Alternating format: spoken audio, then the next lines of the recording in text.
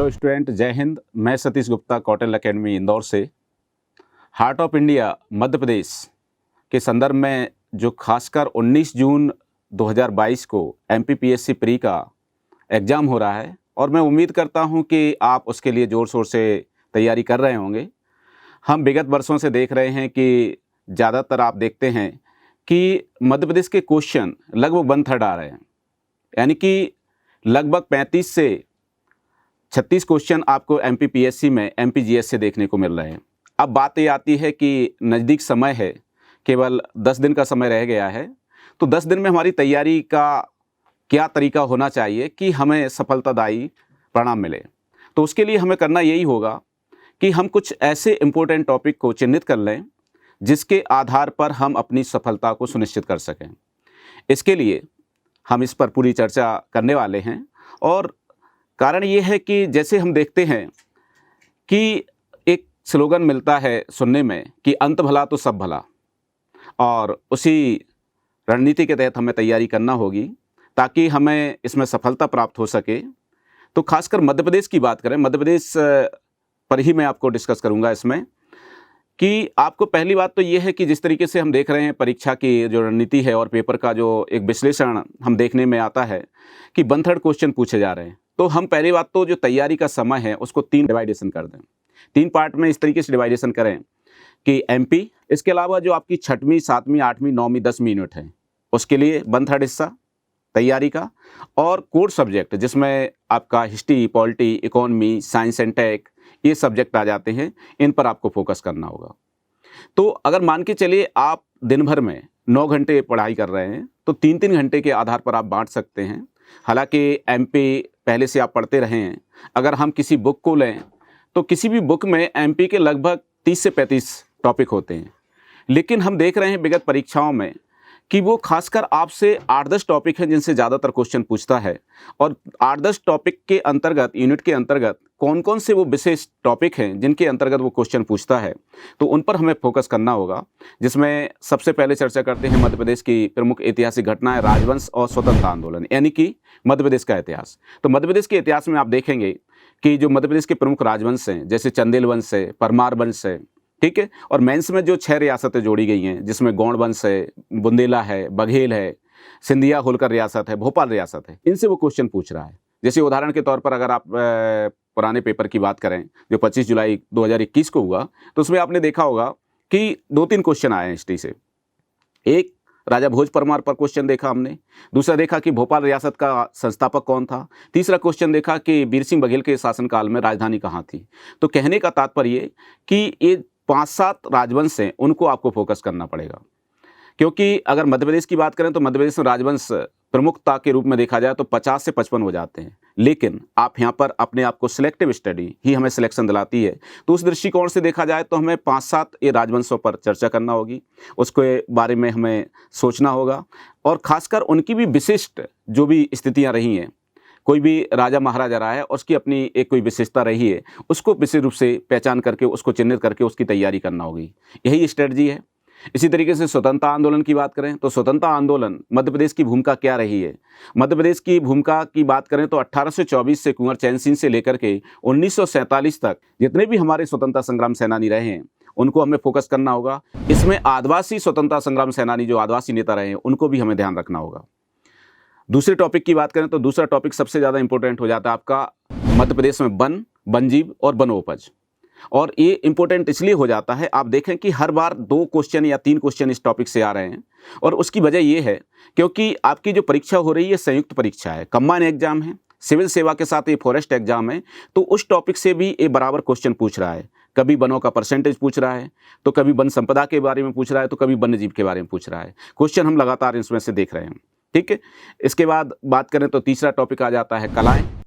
कलाएं जो शब्द दिया है, कलाओं में ये अपने आप में विस्तृत टॉपिक है और बड़ा टॉपिक होने की वजह से इसमें कुछ भी पूछ सकता है, लेकिन फिर भी चिन्हित के रूप में बात करें तो जैसे चित्रकला है, शिल्पकला है, मूर्तिकला है, इनसे वो क्वेश्चन आपसे पूछ सकता है। रंगकर्मी हैं, चित्रकार हैं, लोक चित्रकला है, इन टॉपिक को आपको देखना होगा। उसके बाद बात करें तो अगला जो टॉपिक आ जाता है वो आ जाता है मध्य प्रदेश के धार्मिक एवं पर्यटन स्थल। ठीक है। धार्मिक पर्यटन स्थल देखा जाए तो इसको हम अलग अलग तरीके से इसको डिवाइडेशन कर सकते हैं। ऐतिहासिक किले हैं, राजमहल हैं, इसके अलावा धार्मिक स्थल हैं। लेकिन परीक्षाओं में हम देख रहे हैं कि वो खासकर दो स्थलों के पीछे विशेष रूप से पड़ा हुआ है। एक उज्जैन, जैसे आप देखें उज्जैन का उन्होंने पिछली बार क्वेश्चन पूछा था, ठीक है, धार्मिक स्थल के रूप में। उसके बाद परीक्षा हुई एक, उसमें पूछा गया कि जो नाग चंद्रेश्वर का मंदिर है वो कहाँ पर है। इसके अलावा मांडू के महल, इन पर विशेष रूप से वो फोकस कर रहा है। तो हम मांडू के महल, इसके अलावा जितने भी हमारे मध्य प्रदेश के प्रमुख राजमहल हैं, चाहे वो ओरछा के महल हों या फिर अलग अलग जगह पर अलग अलग विशिष्ट महल हैं, जैसे मदन महल की बात करें तो जबलपुर में है, ठीक है। इसके अलावा दतिया में भी महल हैं, ठीक है। जो किलों के साथ साथ जो महल हैं, राजमहल, उन पर हमें विशेष फोकस करना होगा। जब वो राजमहल से क्वेश्चन पूछ रहा है तो उस टॉपिक को हम अवॉइड नहीं कर सकते हैं। तो उसको फोकस करें कि कौन कहाँ पर है और किसने इसका निर्माण करवाया है। ये क्वेश्चन आपको विशेष रूप से ध्यान से रखना होगा और इससे संबंधित क्वेश्चन वो किसी तरीके का पूछा जा सकता है। उसके बाद बात करें तो अगला टॉपिक है जनजातियाँ। तो जनजातियाँ देखी जाए तो मध्य प्रदेश में टोटल 43 जनजातियाँ हैं, लेकिन 5-7 जनजातियाँ हैं, उनकी अपनी विशेषताएँ हैं। उन विशेषताओं को, उनके द्वारा जो लोक नृत्य आयोजित होते हैं, उनके जो जनजातीय नृत्य हैं, लोकनाट्य हैं, कौन किस में किसकी विशेषता है, त्यौहार, इनसे संबंधित क्वेश्चन पूछे जा सकते हैं। साथ में एक और टॉपिक जुड़ा हुआ है जनजाति व्यक्तित्व। और जनजाति व्यक्तित्व में भी हम क्वेश्चन देखते हैं कि पिछली बार उन्होंने टंट्या भील के बारे में क्वेश्चन पूछा, तो इस बार भी वो इस तरीके के क्वेश्चन पूछ सकता है। खासकर इसमें करंट रिलेटेड भी आपको देखना पड़ेगा। करंट रिलेटेड में जैसे आप देखें कि हम रानी कमलापति, क्योंकि उनके नाम से रेलवे स्टेशन भोपाल का नाम हुआ है, और शंकर साय रघुनाथ साय, वहाँ पर जो हमारे केंद्रीय मंत्री हैं श्री अमित शाह, जबलपुर गए थे और श्रद्धा सुमन अर्पित उनकी स्मारक पर किए थे, उनके संदर्भ में, टंट्या भील के बारे में।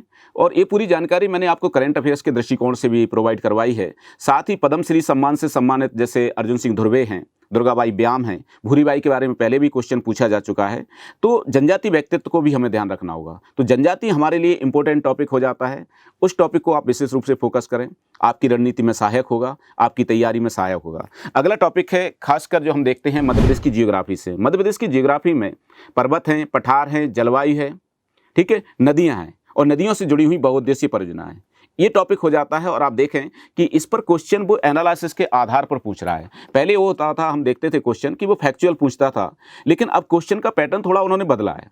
क्वेश्चन में वो कथन कारण के रूप में भी पूछ रहा है, कूट संख्या के रूप में भी क्वेश्चन आपसे पूछ रहा है, सुमेलन के रूप में क्वेश्चन पूछ रहा है। तो इस तरीके के क्वेश्चन आपसे इस टॉपिक से आ सकते हैं। खासकर नदियाँ, जलवायु, पर्वत, पठार, इनसे क्वेश्चन आपको विशेष रूप से देखने को मिलेगा। तो ये टॉपिक से भी आपको विशेष रूप से आपको ध्यान रखना होगा। जो भी आपके पास नोट्स हैं या जो भी बुक्स है, इन टॉपिक को अच्छे से तैयार करें, ठीक है। इसमें खासकर मैं आपको सजेशन करना चाहूँगा कि एक मध्य प्रदेश हिंदी ग्रंथ अकादमी किताब है जो पहले से चर्चित रही है और अभी भी आती है। उसमें क्वेश्चन इस टाइप के दिए हैं, उस टाइप का मैटर दिया हुआ है, उससे आप इसको फोकस करके विशेष रूप से पढ़ सकते हैं। आगे चर्चा करें तो आगे कृषि, पशुपालन और कृषि आधारित उद्योग। तो कृषि की बात करें तो इसको न केवल हमारे जो मध्य प्रदेश में जितने भी प्रमुख जो उत्पादन होते हैं तो उनके उत्पादन का क्या रेशियो है, प्रथम स्थान में कौन सा जिला है। अभी हाल ही में करंट अफेयर्स के वजह से ODOP चर्चित रहा और ODOP में बहुत सारे जिलों को चिन्हित किया गया है और उसके लिए प्रोसेसिंग और उत्पादन में बढ़ावा दिया जाएगा, तो उसको भी फोकस करना होगा। और मुझे लगता है कि कृषि से संबंधित इससे क्वेश्चन आने की प्रबल संभावना है। तो जो ODOP कार्यक्रम है जो मध्य प्रदेश आत्मनिर्भर के लिए चलाया जा रहा है, उसको विशेष रूप से फोकस करें। पशुपालन तो वर्ष 2019 का पशु संगणना आ चुकी है और मध्य प्रदेश का कौन सा स्थान है, मध्य प्रदेश में गाय की कौन सी नस्लें हैं, भैंस की कौन सी नस्लें हैं, कितना दुग्ध उत्पादन हो रहा है, मध्य प्रदेश का दुग्ध उत्पादन में कौन सा स्थान है, ऐसी चीज़ों को हमें विशेष रूप से इस पर फोकस करना पड़ेगा। उद्योग की बात करें तो इसमें चिन्हित किया है कृषि आधारित उद्योग और उद्योग अलग से भी टॉपिक दिया हुआ है। तो खासकर कृषि आधारित उद्योग जो भी है हमारे, उन पर खासकर वन आधारित उद्योग, खनिज आधारित उद्योग और जो सार्वजनिक क्षेत्र के उद्योग हैं, कहाँ स्थापित हुआ और इनसे संबंधित कौन से संगठन हैं और किस स्थान पर ये स्थापित है, इस टाइप की चीज़ें आपको फोकस करना होगी। खनिज संसाधन के किसी भी बुक को आप ले सकते हैं इसमें, और पूरी लिस्ट दी है और लिस्ट में भी कौन सा जिला किस खनिज उत्पादन के लिए जाना जाता है, उसका पर्टिकुलर क्षेत्र कौन सा है। जैसे अभी बात करें, एक एग्जाम हुआ था जो MPPSC बोर्ड ने ही लिया था और उसमें क्वेश्चन पूछा गया कि मझगवां रामखेरिया किसके लिए प्रसिद्ध है, ठीक है, तो हीरा के लिए प्रसिद्ध है। आप देखेंगे 25 जुलाई को जो पेपर हुआ उसमें पूछा गया था कि पन्ना किसके लिए प्रसिद्ध है, तो वो भी हीरा के लिए। तो कहने का तात्पर्य ये कि वो खनिज संसाधन से इस तरीके के क्वेश्चन पूछ रहा है, तो चाहे वो मलाज खंड हो या सलीमनाबाद हो या तांबा उत्पादन के मामले में तांबा भंडारण के रूप में, या फिर हीरा भंडारण की बात करें तो हीरा भंडारण में मझगवां की बात करें या रामखेरिया की बात करें। अभी चर्चा का विषय रहा अंगोट क्षेत्र जो छतरपुर का है, बक्सवाहा हीरा खनन के लिए, उससे भी क्वेश्चन आपसे पूछा जा सकता है, क्योंकि हीरा पर 2 क्वेश्चन हम लगातार देख रहे हैं। तो हो सकता है हीरा पर फिर से क्वेश्चन पूछे या फिर वो दूसरे खनिजों पर क्वेश्चन पूछ सकता है। तो मध्य प्रदेश में खनिजों की बात करें तो खनिज लगभग 23-24 खनिज हमारे मध्य प्रदेश में प्रमुखता से मिलते हैं, लेकिन उसमें से भी 5-7 खनिज और उनसे संबंधित प्रमुख कोल जो खदानें हैं उनके बारे में, जैसे कोल माइंस की बात करें तो उसके लिए जाना जाता है सोहागपुर, ठीक है। इसी तरीके से चूना पत्थर के लिए मुडवारा कटनी का जाना जाता है, तांबा के लिए मलाज खंड जाना जाता है। तो इस तरीके की चीज़ों को भी आपको खनिज संसाधन में देखना होगा और इससे संबंधित आपसे क्वेश्चन पूछने की प्रबल संभावना बनती है। तो इन सब चीज़ों को तैयार करते चलें। परिवहन की बात करें तो राष्ट्रीय राजमार्ग हम देख रहे हैं कि विगत वर्षों से वो राष्ट्रीय राजमार्गों पर क्वेश्चन बराबर पूछ रहा है, लेकिन सबसे बड़ी विडंबना ये है कि ज़्यादातर उन स्टूडेंट्स से मैं विशेष रूप से कहना चाहूँगा जिनके पास एमपी की पुरानी किताब है, क्योंकि पुरानी किताब में पुराने राष्ट्रीय राजमार्ग नंबर दिए हुए हैं, क्रमांक दिए हुए हैं, उनको त्याग करके जो नया राष्ट्रीय राजमार्ग जारी हुए हैं, और हमारे मध्य प्रदेश में लगभग 44-45 राष्ट्रीय राजमार्ग घोषित हैं इस समय। तो नए राष्ट्रीय राजमार्ग कौन कहाँ से गुजरता है उसको आप फोकस करें, उनसे क्वेश्चन आने की संभावना है। और करंट अफेयर्स जो मैंने प्रोवाइड करवाया है उसमें पूरी लिस्ट दी है मैप के साथ, तो उसको जरूर देख के जाएँ। हो सकता है कोई ना क्वेश्चन उससे राष्ट्रीय राजमार्ग से वो पूछेगा, क्योंकि आपका परिवहन का टॉपिक जुड़ा हुआ है और हर बार हम इसमें से क्वेश्चन देख रहे हैं। मध्य प्रदेश के संवैधानिक विकास की बात करें तो संवैधानिक विकास में वो राज्यपाल और मुख्यमंत्री में जितने भी हमारे मध्य प्रदेश के राज्यपाल रहे हैं, चाहे वो प्रथम हो, चाहे वे वर्तमान के हों, या सर्वाधिक कार्यकाल वाले हों, सर्वाधिक कम कार्यकाल वाले हों, इनके बारे में तो क्वेश्चन वो पूछ ही सकता है, सीरीज क्रम में क्वेश्चन आपसे पूछ सकता है। प्लस उनके व्यक्तित्व के बारे में, उनके जीवन परिचय के बारे में आपको फोकस करना होगा। इसमें या तो आप एमपी की किसी बुक का सहारा ले सकते हैं या फिर इंटरनेट का सहारा ले सकते हैं। जिसे मान के चलिए पिछली बार उन्होंने क्वेश्चन पूछा था कि मुख्यमंत्री के बारे में, तो इस बार भी वो पूछ सकते हैं। तो खासकर जो मुख्यमंत्री हैं उनका राजनीतिक कैरियर क्या रहा है, वो किस राज्य के राज्यपाल रहे हैं। जैसे उदाहरण के तौर पर अभी हमारे केंद्रीय मंत्री हैं थावरचंद गहलोत, वो दक्षिण भारत का राज्य कर्नाटक, वहाँ के राज्यपाल बने हैं। तो ऐसी चीज़ें आपसे पूछी जा सकती हैं। कोई मुख्यमंत्री यहाँ का रहा, बाद में वो दूसरे राज्य का राज्यपाल बन गया, या बात करें हमारे मध्य प्रदेश का कोई राज्यपाल है, वो पहले भी किसी दूसरे स्टेट का राज्यपाल रहे हैं। तो ऐसी भी चीज़ें आपसे पूछ रहे हैं। तो थोड़ा खासकर ये जो जितने भी राज्यपाल और मुख्यमंत्री हैं उनकी लिस्ट को अच्छे से देखना है, उनके व्यक्तित्व को, उनके जीवन परिचय को अच्छे से देखना है। बहुत सारे राज्यपाल मुख्यमंत्री ऐसे हैं जिन्होंने बुक्स वगैरह भी लिखी हैं, उनके बारे में भी क्वेश्चन पूछ सकता है वो। तो आपसे इस तरीके की चीज़ों आपको विशेष रूप से ध्यान रखना होगी। बाद में पंचायती राज और नगरीय प्रशासन, तो पंचायती राज संरचना का हम देखें तो जो हमारे मध्य प्रदेश में त्रिस्तरीय ढांचा है उससे क्वेश्चन पूछ रहा है। और मैं एक और चीज़ देख रहा हूँ, खासकर जो मध्य प्रदेश पंचायती राज अधिनियम है उससे संबंधित वो क्वेश्चन पूछ रहा है, संरचना से क्वेश्चन पूछ रहा है, उसमें सेक्शन कितने हैं, उसमें अध्याय कितने हैं, ऐसे भी हम क्वेश्चन देख रहे हैं। और अभी आपको पता होगा कि राज्यपाल ने अभी एक अध्यादेश जारी किया और मध्य प्रदेश में पंचायती राज नगरीय निकाय के चुनाव होने जा रहे हैं। तो क्या चेंजेज हुए हैं और क्या संरचना है, इसको थोड़ा हमें डेप्थ में पढ़ना पड़ेगा, क्योंकि डेप्थ से क्वेश्चन इससे आ रहे हैं। तो इस तरीके की चीज़ें हैं। अगला आखिरी टॉपिक है मध्य प्रदेश की जन कल्याणकारी योजना। तो जन कल्याणकारी योजना देखा जाए तो आप इसकी रीडिंग 2004-05 से अभी तक जितनी भी योजना है, प्रमुख योजना है, उनकी कर सकते हैं। लेकिन खासकर आपको 2019 से लेकर के 21-22 तक जो योजनाएं क्रियान्वित हुई हैं, मध्य प्रदेश में लागू हुई हैं लॉकडाउन में, और इनको आपको फोकस करना होगा। इनसे वो क्वेश्चन आपसे बराबर पूछ रहा है।